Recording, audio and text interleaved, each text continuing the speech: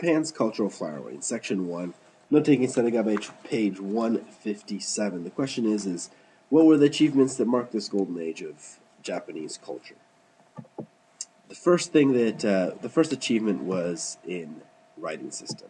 It was simplified during the Heian period, and they changed the Chinese characters, and they created their own called kana, and each symbol stood for one syllable.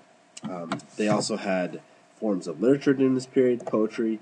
The example of this is haiku, and they also created some novels, the greatest of which, or the most famous of which, is The Tale of Genji, is an example of that. The other achievement was in architecture. This was inspired by Chinese architecture. And they had palace and nobles' homes, which is what we really have records of, were made up of one-story buildings around a garden. The next achievement was in painting and sculpture.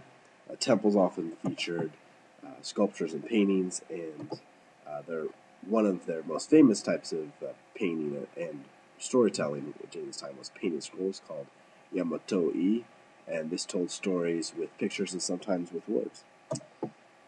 Theater, there's a new type of drama called No theater, and it used costumes, masks, chants, music, and dance all wrapped together into one. Their final kind of cultural flowering of this period was in ceremonies. They took the tea ceremony was borrowed from China, and they had elegant manners and elaborate dresses were expected